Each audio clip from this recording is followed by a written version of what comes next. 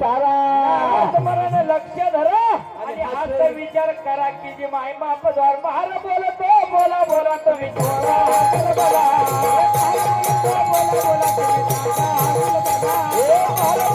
बोला बोला तुम्ही जाता रे गल बला बोला बोला तुम्ही जाता गल बला गल बला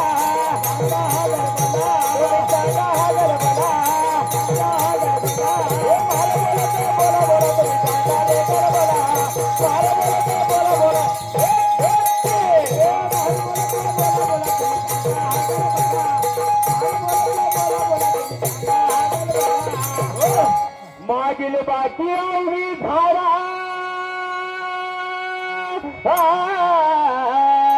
मागील बाकी अवघी झाडा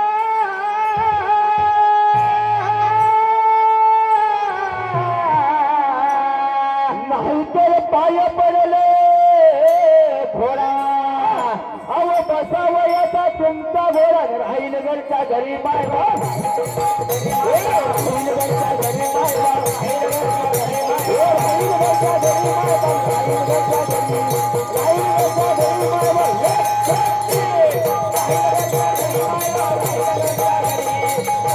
घरी मायवा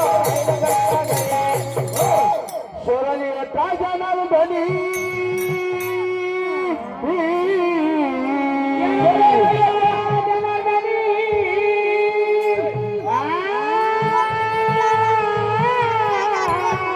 आणि माय बाप संताधनी लक्ष लावा त्याच्या चरणी आणि आता विचार करा विचार करा विचार करा विचार करा विचार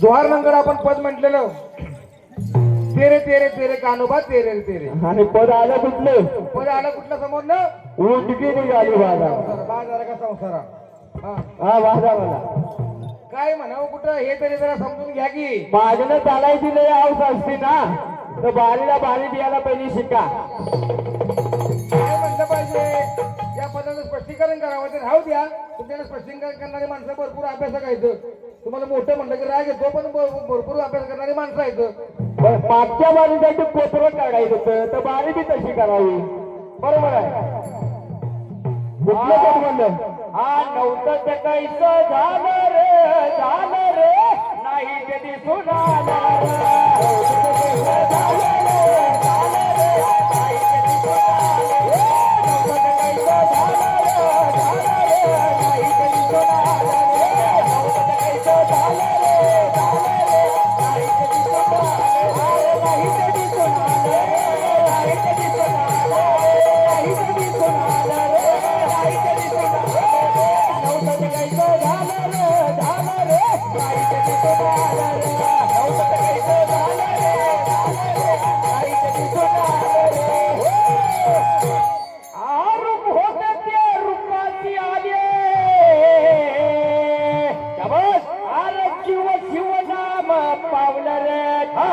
आपली जावडी धरून खेळूया आणि ते आप नात व्याल रे अरे नव्हतं ते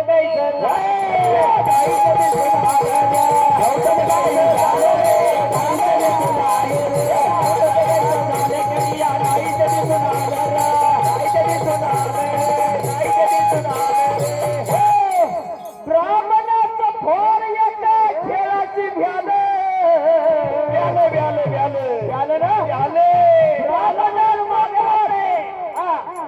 म्हणजे त्याला दबका तेवढा बसला ब्राह्मणाचं पोर एका खेळाची भ्याल आणि ते 12 वर्ष लपलं रे हे माहितीच होत आणि कापत बाहेर आलं बापरे आणि नागडाचं पळून गेलं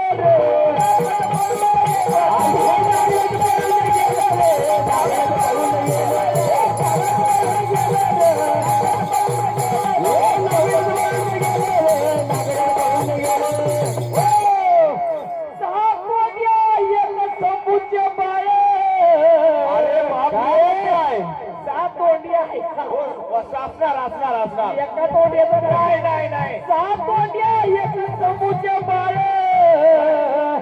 त्याने बहुतांशी खेळ हातरले खेळ खेळतात दगदग मिळाले अरे बापरे आणि कबाड फोडून गेले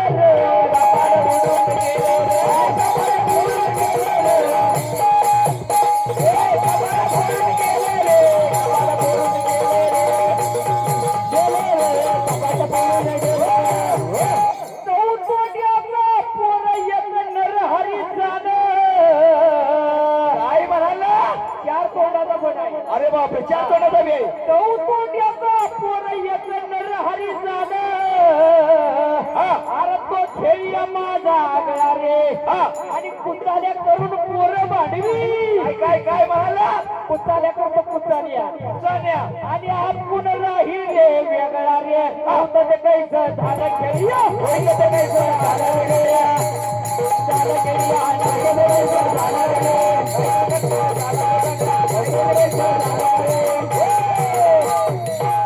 आईच्या खेळ पोट्यात कोटी गणित नाही त्याला रे काय म्हणाला आईच्या खेळ पोट्यात कोटी गणित नाही त्याला रे अरे विष्णुदास नामा म्हणे तेही वडील पावे सोडून रे नव्हतं ते कैसं झालं रे नाही कधी झालं रे नव्हतं ते कैसं झालं रे नाही कधी झालं रे नव्हतं ते कैसं झालं रे नाही कधी झालं रे नव्हतं ते कैसं झालं रे नाही कधी झालं रे नाही कधी झालं रे नाही कधी झालं रे नाही कधी झालं रे नाही कधी झालं रे नव्हतं ते कैसं झालं रे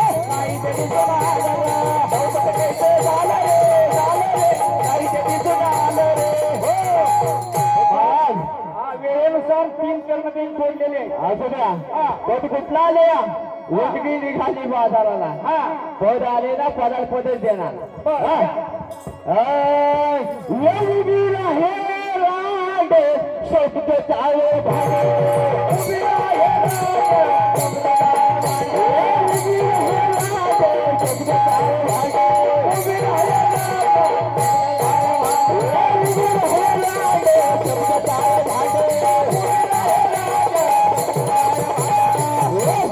कधी टपक्यात घावला ना भाऊ सोडणार नाही उभी राहे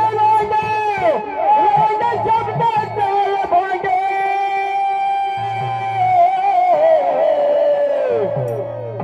ये उभी राहे लांडे शब्द जाय भांडे उभी राहे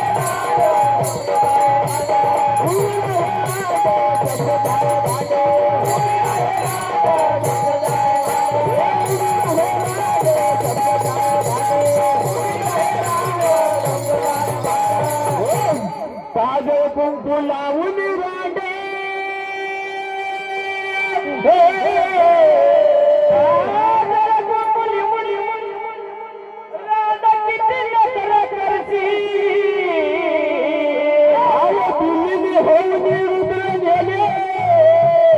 आणि ठकविले त्या शंकराला उभी राहे रांड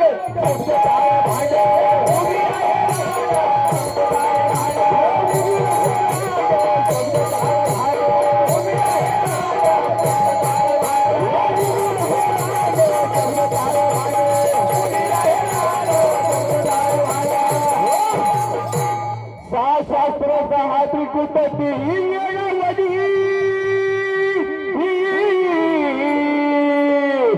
आणि 4 जणीने गोंधळ केला आणि त्याही दुंडावल्या येऊ बिना हे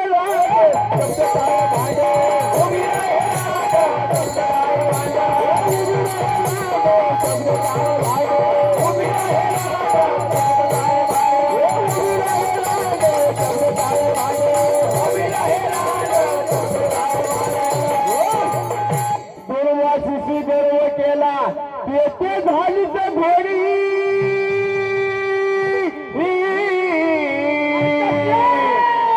आणि तेथे म्हणता कोटे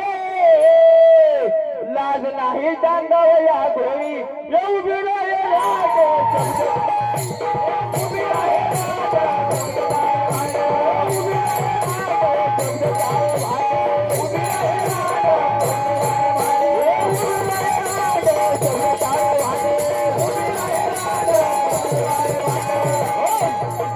सोमटापाशी जाऊन रांड काय उजेड केला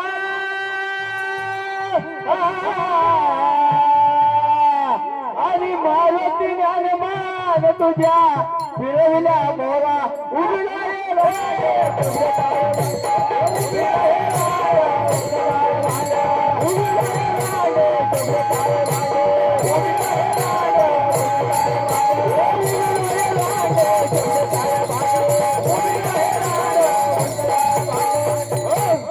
तुझ्या पूर्ण तू तुला लग्न टाकून या दिली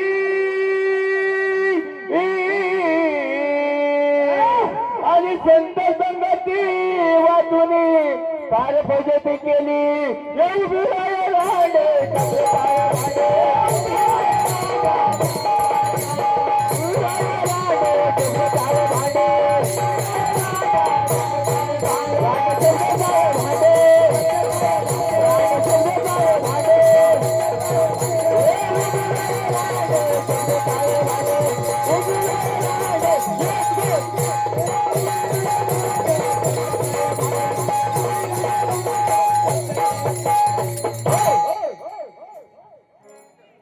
हॅलो हॅलो हॅलो जय हरी महाराज.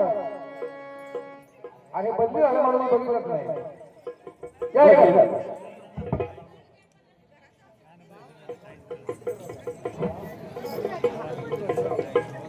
जय हरी महाराज. जय हरी. महाराज काय म्हणतात?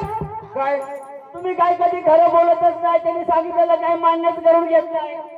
त्याला मनाचा मोठेपणा करून महाराजांनी महाराजांचं म्हणणं आलं. अहो तुमचं पार्सल येतं ना बाहेरनं पार्सल, ते सुद्धा आम्ही मान्य करतो. आणि याचा पुरावा लक्ष्मण गावडे आज आपल्यात नाहीत ते बघा. आणि तुम्ही काय सांगता? त्यांना कधी खरं बोलायची सवय नाही. पार्सल आलेलं जर का आम्ही मान्य करत असेल तर समोर आलेलं काही खोटं ठरवू का? मुळात काय माहिती का, त्यांचं असं म्हणणं आहे की बऱ्याच वेळा त्यांनी प्रश्नाची उत्तर दिली, पण आपण मनाचा मोठेपणा करून त्याला उत्तर बरोबर असं म्हणायला पाहिजे होतं. कसं आहे माहिती आहे का? ऐका ना जरा. गायची सिंग मशीन लावायची जर आम्हाला सवय नसेल तर तुमचं बरोबर आहे आम्ही का म्हणावं? आता बघा जरा, चिकन बांधायचं नाटक काय महाराजांना विचारलं, महाराजांनी सांगितलं नाही, जाऊ द्या. ज्या विषयाकडे ते वळले नाही तर त्या विषयावरती आपल्याला बोलायचं नाही. प्रभू रामांच्या मनातील रावणाबद्दलचं असणारं मोह मायेचं गारडू घालवण्याकरता जे सांगितलं भारू. कोणतं? महाराज जरा खरं सांगावं तुम्ही. नाही ते महाराज कीर्तनकार आहेत बरं का. ऐका ना, ते त्यामुळे ते बोलतात ते सत्यच कीर्तनकाराच्या गादी असतात ते. काय विषय? आता ही गादी पाहिजे कशाची आहे ते बऱ्याच जणांनी अनुभव घेतलाय त्याचा. पण तुम्ही त्या गादीवर ह्या गादीवर आला तरी तुम्हाला ती गादी लागू असते बरं का. नाही बरं, उत्तर जे त्याला मारुती बोल उत्तर दिले आणि प्रकाश महाराजांनी काय उत्तर दिलेलं नाही महाराज. कुठल्याही बुवान देऊ द्या, कुणी गाऊन दाखवू द्या, जे काय गाऊन दाखवलं, कुणी काही पाठनं दिलं ना त्यांनी सर पुरवण्याची हे बुवा ह्याच्यात आहे, ह्या पुराणात आहे, या ग्रंथात आहे, या कथासारात आहे, ते समोर घेऊन यायचं. हो पण आता जे आपण तुम्ही आम्ही जी भावडं जातोय ना, तुम्ही आम्ही जी भावडं जातोय ती कधी बातमी जातोय. महाराजांचं वारून नामदेव महाराजांचं आबाग रूपी वारून किंवा आबाग पद म्हणा, आता अलीकडल्या काळातलं आपण म्हणतोय. तुम्ही डौर नावाचं पद जे म्हणताय, कुठल्या हिशोबाने तुम्ही सांगताय महाराज डौर नावाचं पद हे शंकर भगवंतांनी प्रभू रामांच्या मनातील मोह मायेचं गारुड काढलं आणि प्रभू रामचंद्र निष्कलंक झाले, कुठल्या हिशोबाने तुम्ही सांगताय? नाही नाही, जे कुणाचं असेल ते, पण एक वाटत तुम्ही ठेवा. दुसरा मुद्दा असा आहे, दुसरं बोला तुम्ही. मगाशी जे उत्तर दिलं त्याबद्दल तुम्ही बोला. हा मगाशी त्यांनी जे उत्तर दिलं बरं का हा, महाराज, एक शब्द जरी तुमचा खरा आला ना तर तो आम्ही खराच म्हणतो. आयुष्यात भारुडा 1993 पासून उभा राहिलो ना, आज तागायत कधी खोटं बोललो नाही, भविष्यात बोलणार नाही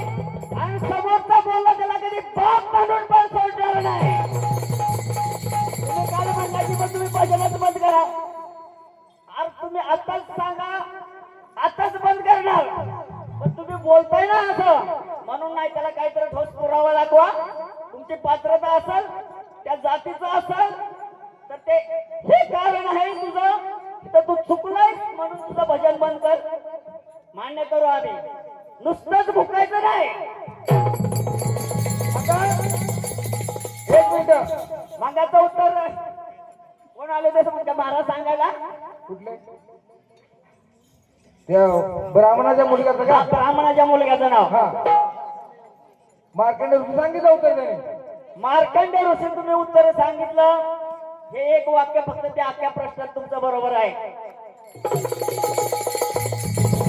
ते बरोबर आहे ते बरोबर आहे. ब्रह्मदेवाकडे आम्हीच तुम्हाला नेऊन सोडलं होतं. तिथनं पुढं तुम्ही शंकराकडे गेला, पिंडीला कवटाळले. एखाद्या कथासारा तुमच्याकडे आला असेल तर आम्ही त्याला खोटं म्हणणार नाही. पण तुम्ही जे काय बोललाय ते तुमच्याकडे काय आहे ते समाजाच्या समोर सिद्ध करा तुम्ही. बरोबर. आणि दुसरा विषय, नाही तर ते पूर्णपणे चुकीचं आहे. फक्त एक वाक्य तुमचं माझा नेटवर न घेतलं का कुठनं पार्सल मागवलं ते तुमचं तुम्हालाच लग्न. जे बरोबर आहे ते बरोबर आहे, जे चुकीचं आहे ते चुकीचंच आहे.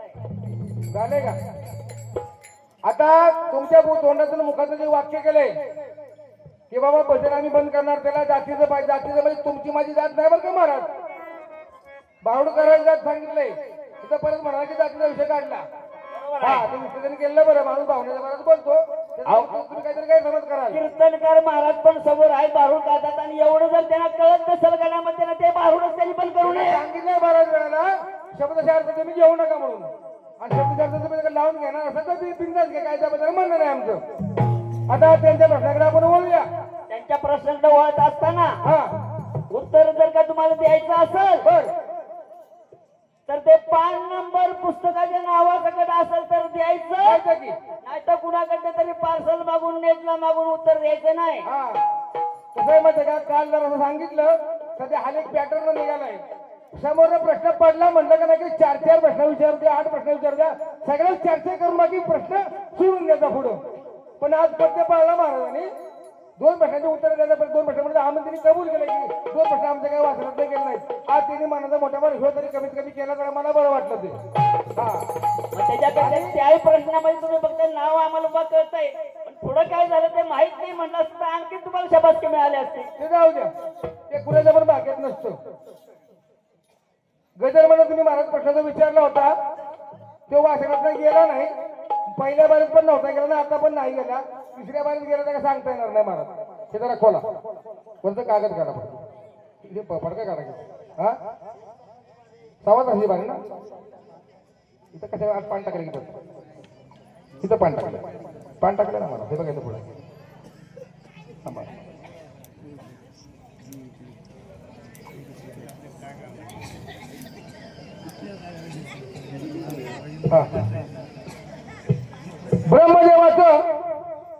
ब्रह्मदेवाचं दर्शन कलियुगात ज्या व्यक्तीला घडलं त्या व्यक्तीचं नाव पाहिजे. नाव पाहिजे तुम्हाला नाही का महाराज. ठिकाण पाहिजे बरं का. ठिकाण पाहिजे तुम्हाला.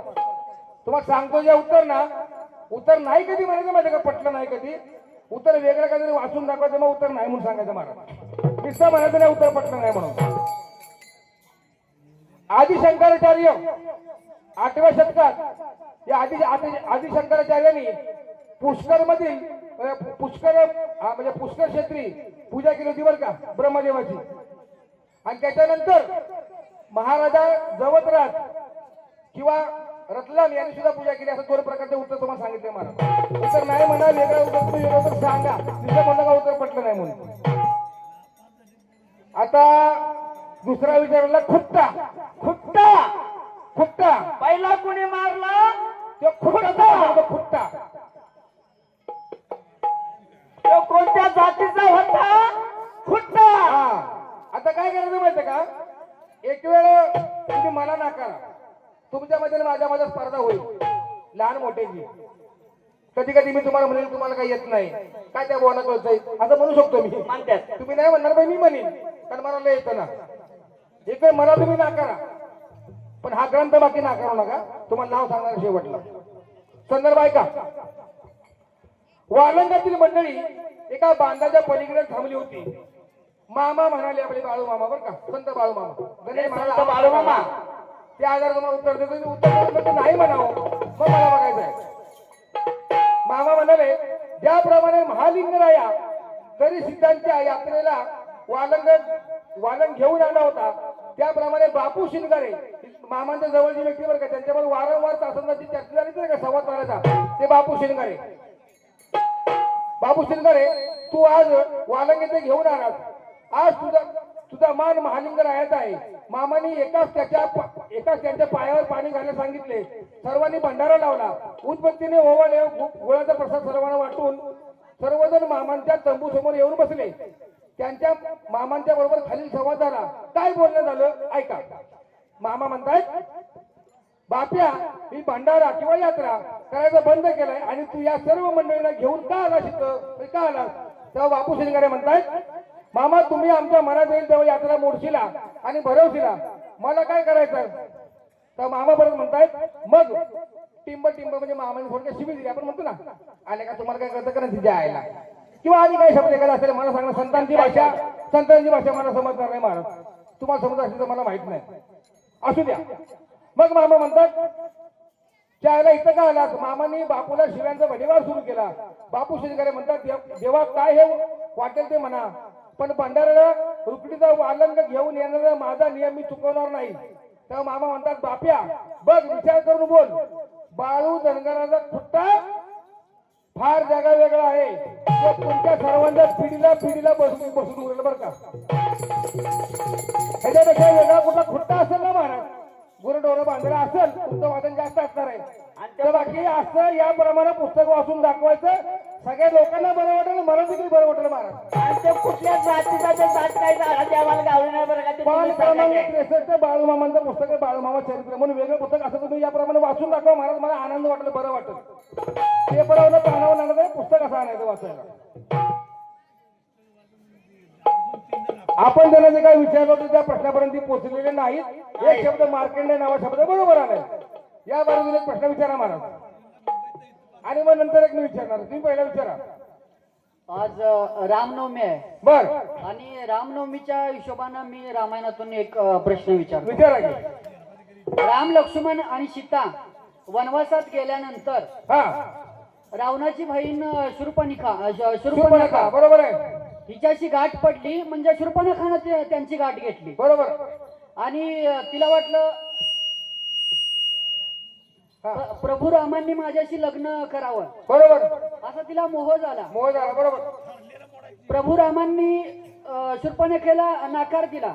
काय सांगितलं की माझा बंधू लक्ष्मण आहे ना, त्याला विचार, तो जर हा बोलला ना, लग्नाला संमती दिली ना, तर त्याच्याशी तू विवाह कर. बर, त्यावेळी ती लक्ष्मणाकडे गेली हा, आणि लक्ष्मणाने त्यावेळी तिचं नाक आणि कान कापलं. सगळ्यांनाच माहिती. आता महाराज, तुम्हाला नाक कानाबद्दल का पुढे काय विचार असं असेल ना, तर आयोमुखी नावाची आहे राक्षसी ना, आयोमुखी नावाची राक्षसी, बरोबर, त्या आयोमुखी नावाच्या राक्षसीने पण लक्ष्मण नाक कान कापलं होतं महाराज. बरोबर हा, आहे. हे काय उत्तर सांगू नका. आता तिला पुढचं पर्याय आहे का, बोला महाराज. हे सगळं झाल्यानंतर अनेक ऋषींच्या आश्रमांना गाठ भेट देत राम, लक्ष्मण, सीता गेले. बरोबर आहे.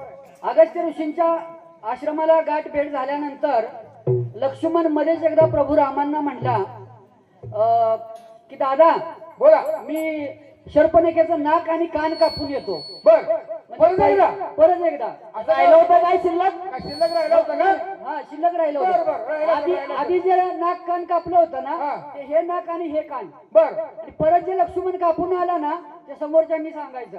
पण त्याला एक अपवाद असा आहे, हा, आध्यात्मिक उत्तर नको आपल्याला. नको आहे त्याला. का? नको नको, बरं, आध्यात्मिक बरं. उत्तर नको. जे उत्तर द्यायचं ते पुरावे निश्चित द्यायचं, म्हणजे माझ्या ऐकून माहिती आध्यात्मिक इकडून तिकडून काय द्यायचं नाही. म्हणजे माझ्या माहितीप्रमाणे मग शूर्पणखा कालच्या सारखा मग खुट्टा मिळेल खुट्टा. मग माझ्या माझ्याकडे शूर्पणखा 4 कान असतील, नाका 2 असतील, आणि 2 नाकामध्ये 4 बोका असतील, असं काहीतरी असेल. मग नाही नाही, ते सांगतील की असं आहे का? मग परत एकदा आणि लक्ष्मण नाक कान कापलंय. कापलंय कापलंय. हा, चालतंय. हिला उत्तर आध्यात्मिक आपल्याला नको आहे. नाही नाही, आध्यात्मिक नाही. आता काय अजून एक प्रश्न वाचला. बर, ज्याप्रमाणे प्रभू रामचंद्र वनवासाला गेले, 14 वर्षाच्या वनवासाला, त्या वनवासातच गेला तो. काय झालेलं लय चर्चा करायचा अर्थ नाही. तुमचं आमचं आयुष्य देखील असं प्रभू रामांसारखं आहे, बरोबर लाडकं आहे, लाडकाय भक्ती करण्यासारखं आहे, हा वनवासारखं आहे, वनवासारखं खडतर तपश्चर्या करण्यासारखं आहे, त्या आयुष्य 14 वर्षातलं काहीतरी मिळवण्यासारखं आहे. तुमच्या आमच्या आयुष्यात देखील रावण आलेला आहे, तुमच्या आमच्या आयुष्यात पण सीता आलेली आहे. पुढं काय या झालं अनुषंगाने समजा उत्तराचं आध्यात्मिक नको आहे आम्हाला. मग प्रभू रामचंद्र ज्याप्रमाणे 14 वर्ष वनवासाला गेलेत ना, तुमच्या आयुष्यामध्ये किंवा मी देखील माझ्या आयुष्यामध्ये 14 वर्षाचा वनवास हा तुम्हाला केव्हा घडणार आहे, केव्हा घडलाय आणि मला केव्हा घडणार आहे, केव्हा घडणार सांगायचं महाराज. हा प्रश्न संपला नाही. थोडा आहे. त्याचा पुढचा मुद्दा असा आहे, प्रभू रामांनी वानर सेना गोळा केली. तुम्ही किंवा मी सैन्य कोणतं गोळा करणार, सागरावर कोणते सेतू बांधणार. ज्याप्रमाणे रावणानं प्रभू रामाने सीता पळवून नेली ना, त्याची तुमची किंवा माझी सीता कोण हरण करणार, कोणत्या प्रकारचे हरण करणार, अशा प्रकारे तुम्हाला दुसरा प्रश्न आहे. समोरचा आपल्याला बद्दल तिसरा पण एक प्रश्न विचारूया. विचारा. कारण तुम्ही वनवासात गेलाय, हा आता वनवासात त्यांना परत आणून ठेवूया बर आणि मागचं जुनं त्याचे विचारूया बरं का, नवीन काय विचारत नाही. बर प्रभू राम लक्ष्मण सीता 14 वर्षाचा वनवास बघून अयोध्येमध्ये आले. अयोध्येमध्ये पहिली रात्र आणि त्या पहिल्या रात्री प्रभू रामचंद्र आपल्या मालामध्ये होते. सीतामाई बाहेर अंगणामध्ये हनुमंतराया पाऱ्या वाजल्यासारखे पारा करत होते. मध्यरात्री प्रभू रामांना राम राम राम अशा नाम जपाचा ध्वनी कानावरती आला. प्रभू रामचंद्र उठले, बाहेर आले. कुठल्या तरी आपल्या भक्तावरती संकट ओढवलेलं आहे, बर तर आपण त्या ठिकाणी पोहोचलं पाहिजे आणि त्याचं संकट दूर केलं पाहिजे म्हणून बाहेर आले. त्यांच्या पाठोपाठ सीतामाई पण बाहेर आल्या. बाहेर आल्यानंतर ज्या दिशेने तो आवाज येत होता त्या दिशेला प्रभू रामचंद्र निघाले. हा पाठीमागून सीतामाई पण निघाल्या. बर त्यांच्या पाठीमागून हनुमंत पण निघाला. हा आणि ज्या ठिकाणावरून तो आवाज येत होता राम राम राम, त्या ठिकाणी प्रभू रामचंद्र जाऊन पोहोचले. तो आवाज कोणत्या ठिकाणावरून येत होता आणि असा कोणता भक्त होता त्याच्यावरती संकट पडलं, त्या भक्ताचं नाव तेवढं समोरच्या भुवानी सांगायचं आहे.